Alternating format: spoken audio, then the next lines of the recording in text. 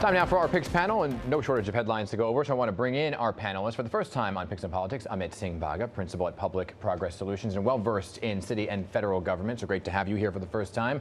Josie Stratman back from the City Hall, reporter for the Daily News, and Democratic strategist Nick Smith. Thank you all for being here. Great to have you.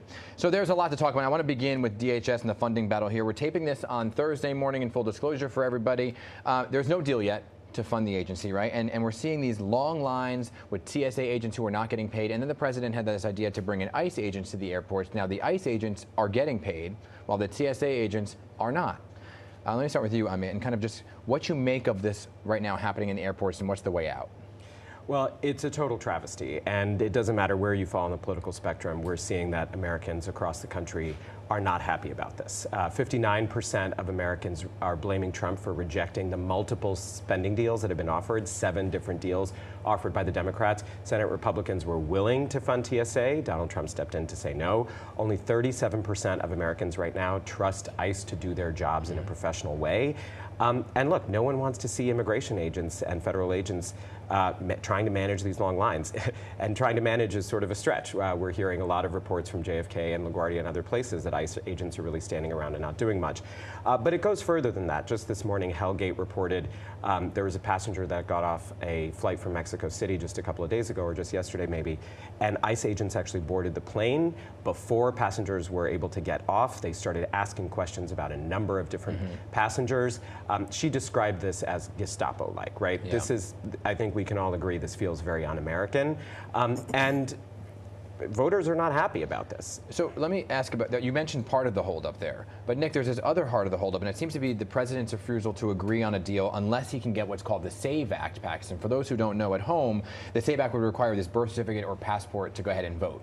Or something that's getting serious pushback from the Democrats right now. That seems to be some of the sticking point, also some of what Amit was just talking about. So what is the way out to get both sides to say, okay, here we go, we're going to come to the table, we're going to agree, and we can reopen the government? Yeah, that's an interesting question. I think the Democratic Party, they're trying to find their backbone in this whole funding fight. If you look at, in terms of what you were talking about in terms of ICE, they've been engaging in activities that I think most folks find objectionable in terms of the killings of Renee Good and other folks in Minnesota. So in terms of the ICE piece of this whole debate, I don't quite see the path out. The Democrats want restrictions on ICE enforcement across the country, but the president's like, no, we're not doing that. We're going to these airports across the country. So I think what it'll come down to is last-minute concessions that the Democrats are going to force. The Democratic Party, this is their only leverage point, essentially, with the president right now. So I don't quite see the path out. And you mentioned, they're going on recess. Yeah. And so it's going to stay closed. And now they're talking about how some of these airports may close because they just don't have the staff to do it. And the president's saying, well, maybe I'll send the National Guard in. So to be continued, don't see the path out. Yep. I want to talk more on the local level of what's happening regarding the budget here in New York City and the budget deficit. I just spoke to the new Deputy Mayor, Renita Francois, about her new agency, Office of Community Engagement. They have a $260 million budget, but there is this overall budget gap and deficit the mayor's been talking about. And the chief savings officers were supposed to put forth their findings. Josie, there was some struggle on getting the city hall to say, here's what we were able to find. What did they finally say? Right. They said they were going to find $1.7 billion in savings. What they went public with, at least, was around $250 million. So a small portion of that. They said they're working on rolling out the rest of the savings.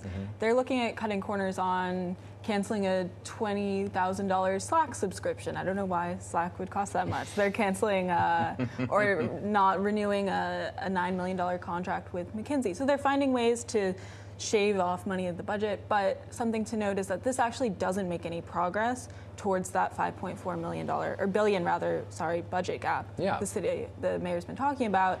It just gets us to that 5.4. Well, wait, the math's not mathing.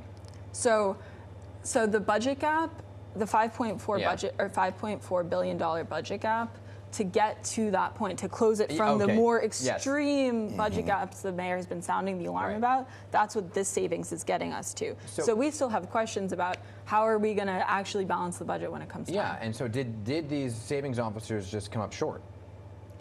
Well, look, I think it's difficult to cut a lot of the services that the city has now been providing to New Yorkers. I mean, across administrations, starting in late Bloomberg through de Blasio, even through Adams, we've seen an expansion of city government services, and a lot of these things are programs that New Yorkers really rely on to get by. From my perspective, the real question is, how do we raise billions of dollars at this point?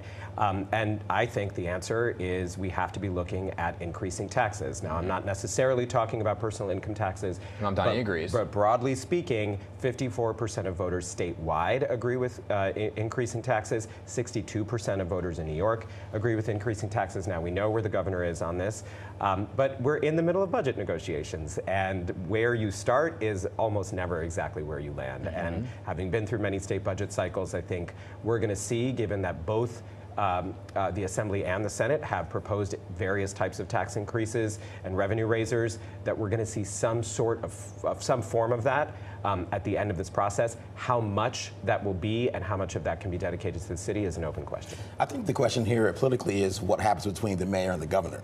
They've been talking about a great There's the roadblock. New York relationship, exactly. So when the two houses put in these tax increase proposals, the governor's already said she's not going to go forward. Yeah. So the question for the mayor is, his former allies are kind of on his side here in the legislature. How does the governor cut a deal with those folks when they're saying we should be raising some Well, yeah, because Josie, right, taxes? the state legislature overall is seemingly getting on board with this idea of raising taxes. Yeah, they've wanted to raise taxes too in years past. So they're on board with the mayor's plan. It's the governor who. And the city council, though, is anti-property taxes. Anti-property taxes. It's also just totally politically unpopular in general for the mayor. He would potentially lose a constituency he might not have in the first place, being middle-class homeowners. But yeah, I mean, and he's trying to do two things, right? He's talking about it. We're in this really dire financial situation. This is a fiscal crisis we haven't seen the likes of in years. Yeah. We need to get back to zero. But then also he needs to spend a bunch of money that he's already promised, like the Office of Community Safety. So that brings me to this, to the race for governor, because this could be a deal breaker for Kathy Hochul, who, if she says raise taxes, could hurt her or it cannot hurt her, right? I mean, there's a 9-point poll now that came out. There's an internal poll from the Blakeman campaign that showed a tightening race, right? 52% to 33%. What did you make of those poll numbers? I mean, it is coming from the Blakeman campaign. Look, any poll that comes from a campaign has to be taken with a massive grain of Himalayan salt, right? And so, whether that's Democratic or Republican. But let's dig a little bit deeply into this poll.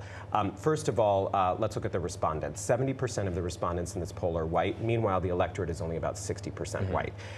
In addition, about 30% of the respondents in this poll are Republicans, versus in the electorate, that's only about 23%.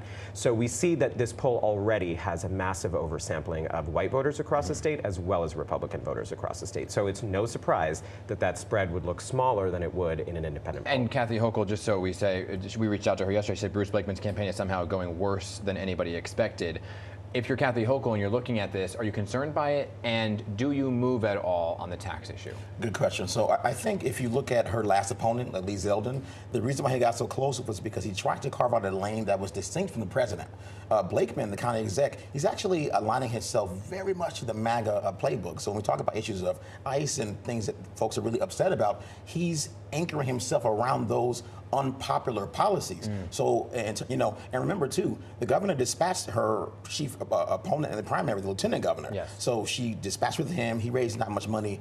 Blakeman's not raising much money either. So I think in her campaign's mind, she's in a very strong position to exceed that 6-point gap which came out in Blakeman's poll. Someone else who aligned themselves to MAGA and didn't do well was Jack Ciattarelli in New Jersey, and did worse than expected against the now Governor Mikey Sherrill. Got to leave it there. Great to have all three of you here. Thank you, and welcome to the show for the first time, okay? And